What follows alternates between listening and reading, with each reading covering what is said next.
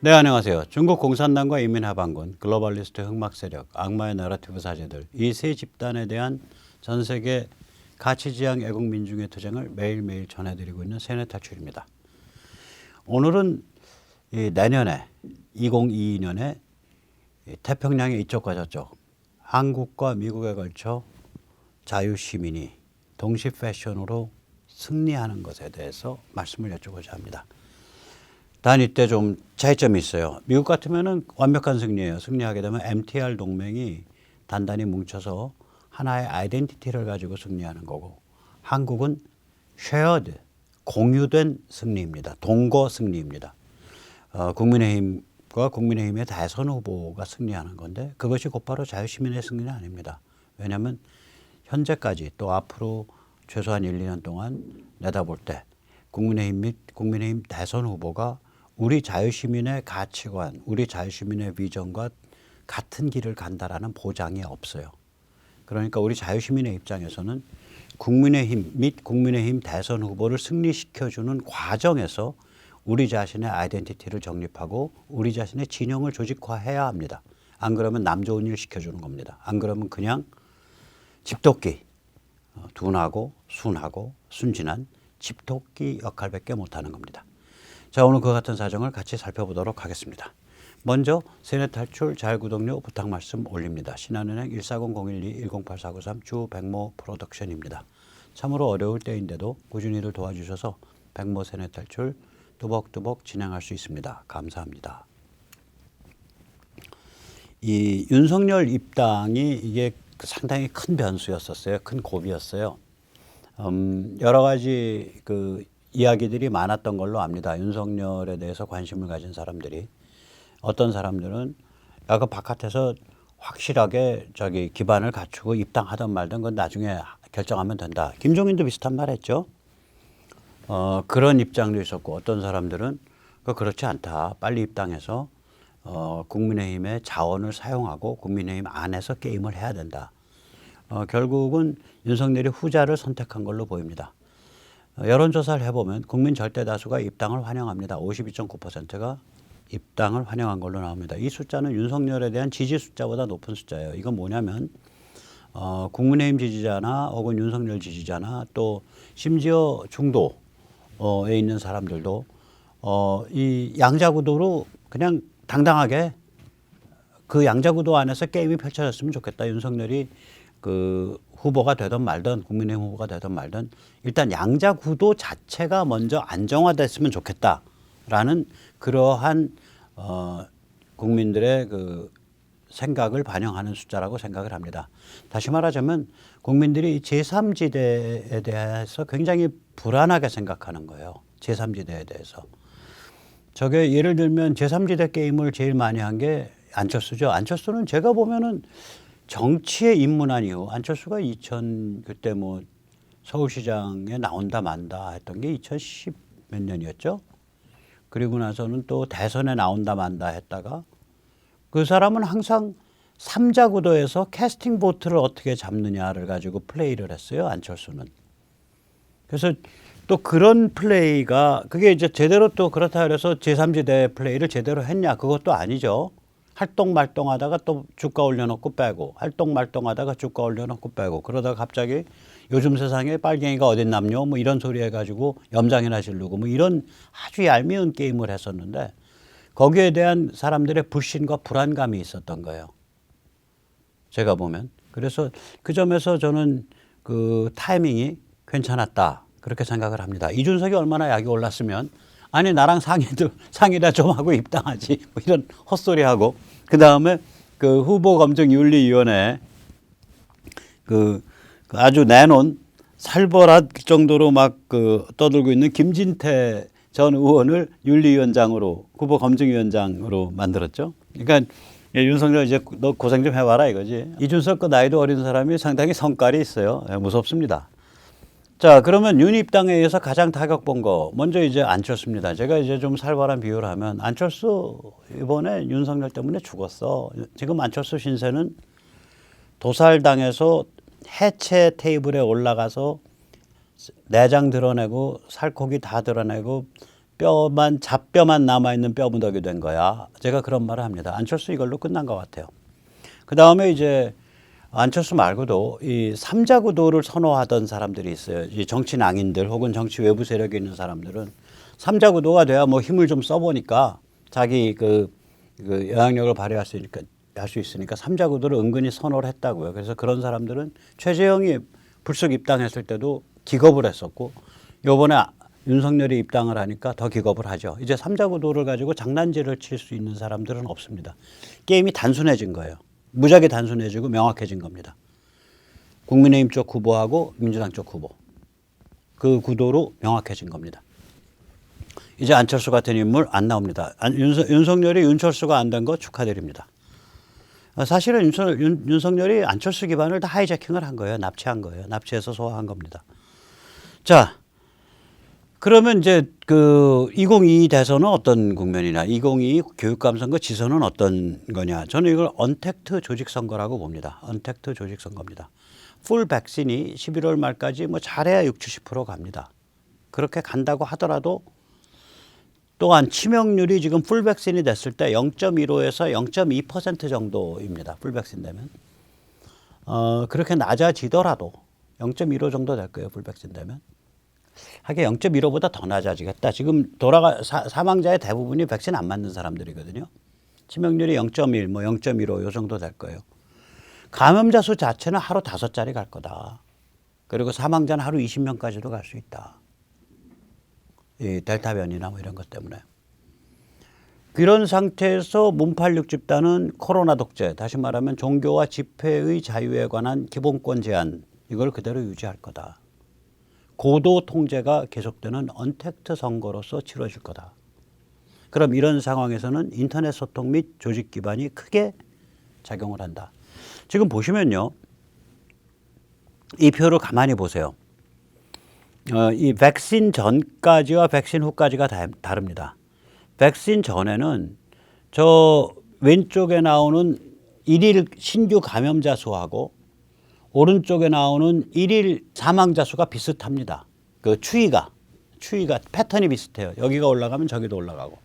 그런데 이게 어느 순간에 되게 한 2, 4분기, 올해 2, 4분기부터 오른쪽은 일일 신규 감염자는 굉장히 많이 올라가고 있는데 지금 예전 수준을 돌파했거든요. 예전에 제일 많았을 때가 1,000명을 넘었었는데 지금은 뭐 이제 2,000까지도 육박을 하잖아요. 그런데 사망자 수는 여전히 바닥에서 기고 있다고요. 하루 2명, 1명, 4명, 3명, 2명 이렇게 바닥에서 기어요. 그러니까 이런 상태인데 문재인이 지금 여전히 이 감염자 수를 내세워서 코로나 독재를 끌고 갈 거란 말이죠.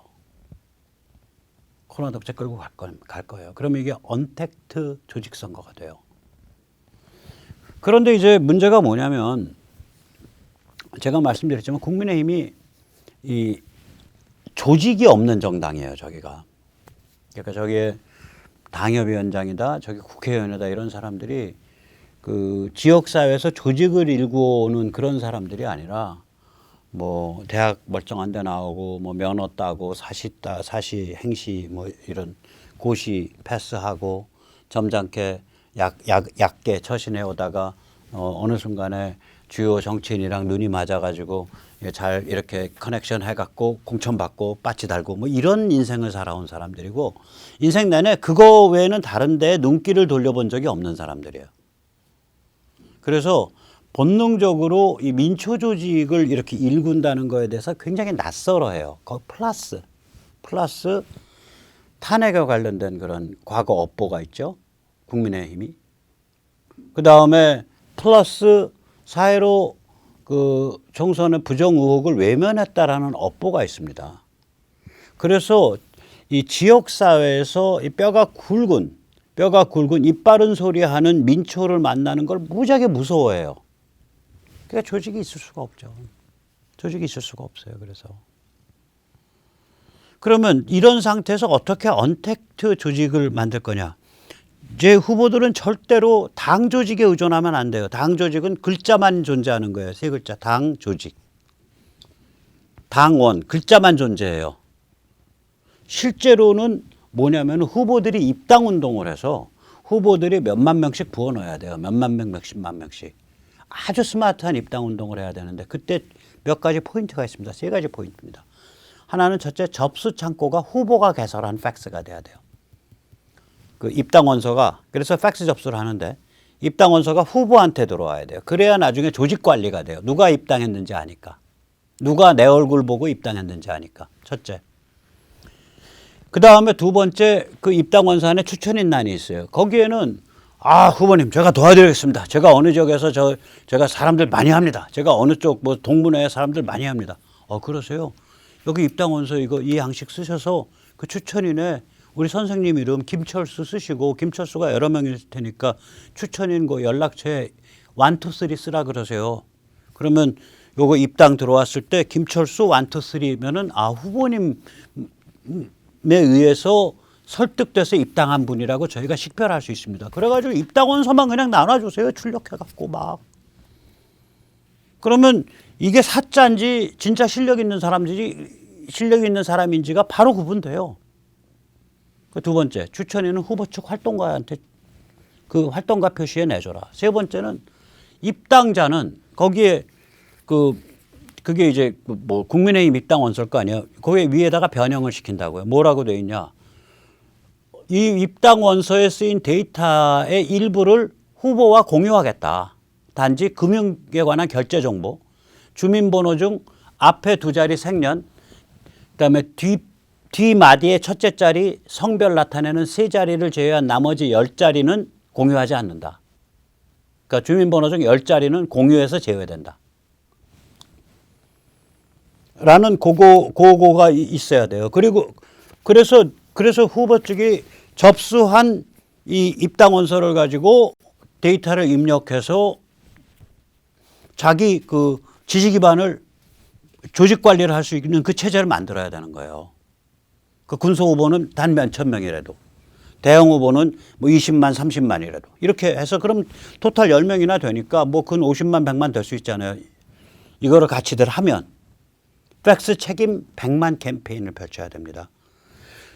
저 국민의당에는요, 조직 없습니다. 조직 없는 정당이에요.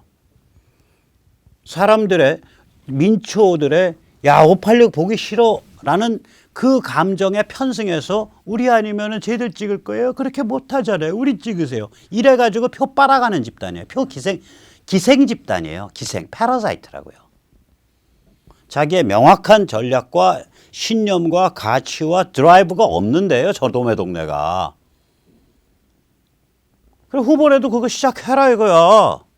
그래서 나중에 그 대통령 후보가 못 되더라도 당내 리더가 될 준비를 하셔라. 왜 그러냐면 전국적으로 한 5만 명 자기 얼굴 보고서 입당을 했다. 이러면 무슨 일이 벌어지냐.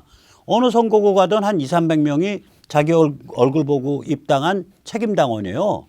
그러면 그 선거구에서 출마한 국회의원은 자기 말 좀 들어줘야 돼. 동지적 관계가 형성돼요. 전국 주요 선거구가 다 그런데 당내 리더가 되는 거예요, 그게. 저거 5만, 10만이면요, 당 잡고 흔듭니다.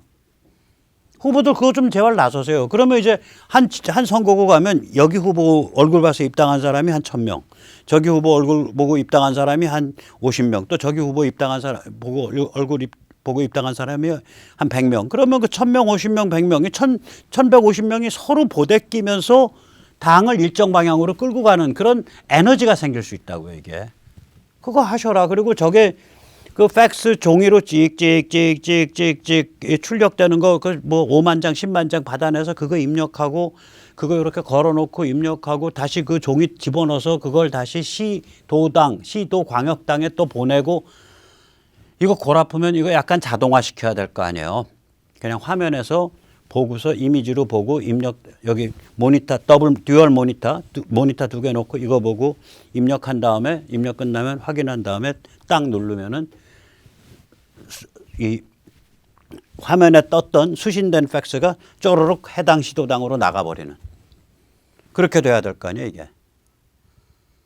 이 반자동화 저희 옛날 입당 캠페인 할 때 만들었어요. 국자연이. 제가 IT 기술 밥 먹어서.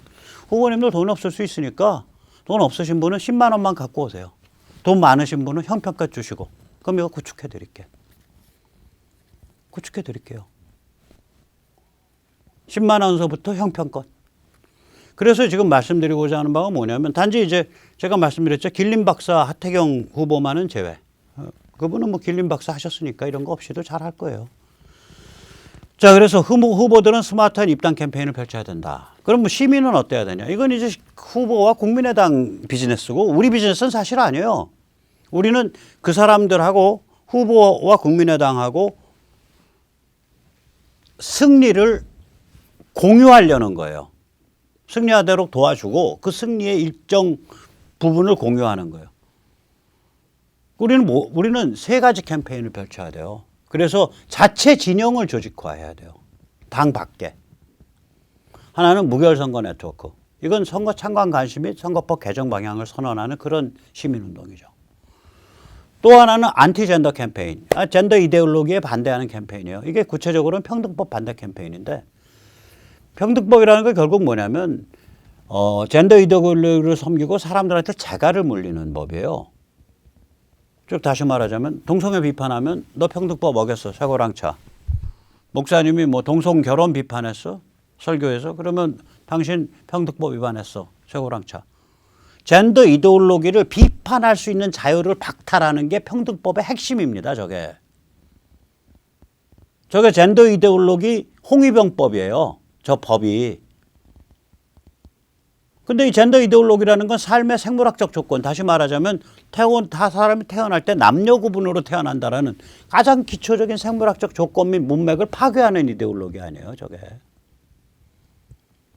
그래서 저거 같이 좀 열심히 해야 돼요. 그 다음에 세 번째는 교육감 후보 시민 경선당 구성. 지금 아마 교육감 후보의 시민 경선 자체는 내년 한 3월 말, 뭐 4월 초에 벌어집니다. 근데 제가 이제 다시 설명드리는 그런 찬스가 있을 거예요. 한 일주일 안에. 저희가 그 특허 출원한 그 마이초이스라는 그걸 개발을 했어요. 플랫폼을 잘 돌아가요. 지금 테스트 중인데 이거는 뭐냐면은 그러니까 운전면허증 그다음에 주민증을 사용해서 개방형이에요. 누구든지 자기 주소지가 맞으면 그러면 그 겉 주소지하고 그 전면을 기준으로 하는데 전면 주소지랑 뒷면 주소지가 다르면 어떻게 겉에 그러니까 앞면에 나타난 주소지와 실제 주소지가 다르면 어떻게 밑에 수정할 수 있어요. 휴대폰 번호가 나와 있고 휴대폰 번호를 이 마이초이스 쪽에 던졌고 민증 사진을 찍었는데 그때 저기 그 주민번호 10자리는 지워집니다. 휴대폰에서 서버로 안 가요. 안전 이미지가 형성돼. 운전면허 번호는 다 지워져요. 서버로 안 가요. 이게 이제 핵심이거든요.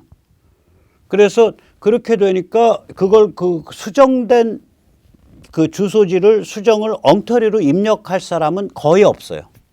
어떤 시민 경선 후보가 예를 들어 서울의 교육감 후보라는 사람이 자기 고향인 예를 들어서 뭐 그 부산 경남에 작업을 해가지고 거기서 자기 뭐 깨복쟁이 친구 기타 등등 1000명을 동원해서 부산 경남에서 사는데 서울에서 산다고 저기 민증 찍으니까 경남 뭐 창원시인데 저 서울로 옮겨졌습니다. 수정해서 입력할 사람 1000명 동원할 수 있냐? 못합니다.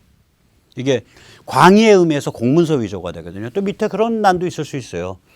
이 주민증 겉면 주소와 수정된 주소가 다른 경우에 주민증 앞면 주소와 수정된 주소가 다른 경우에 확인 전화가 갈 수 있습니다.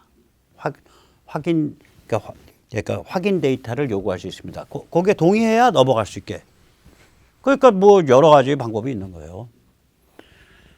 자, 그런데 이제 교육감 후보 그래서 그런 일은 이제 경선 자체는 내년 3월 말 뭐 4월 초에 벌어지겠지만 그 경선단은 미리 구성할 수 있잖아요. 이미 광역별로 충남, 인천 같은 데는 뭐 수천 명에서 한 10,000명 가까운 대형 교육 개혁 조직이 태동 중이에요.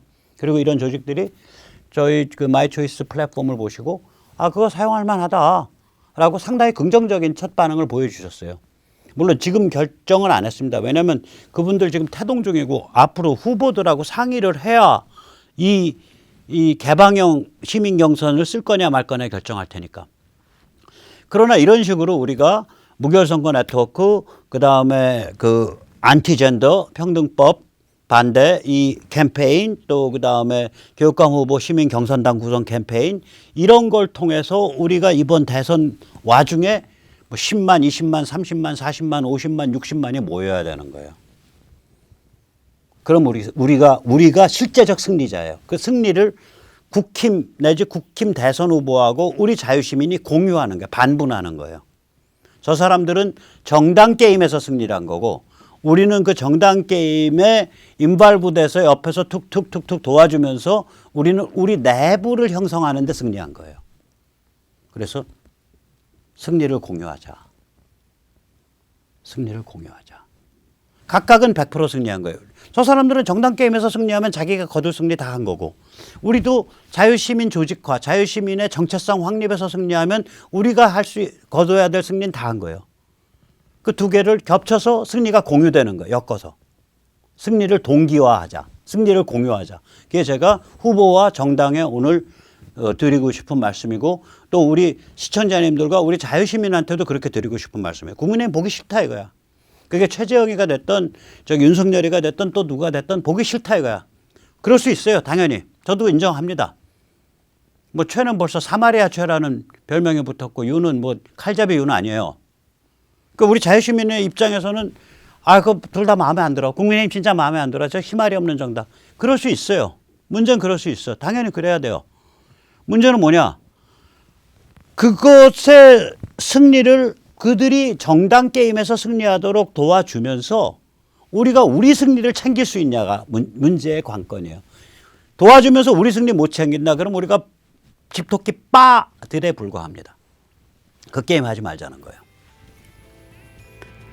자.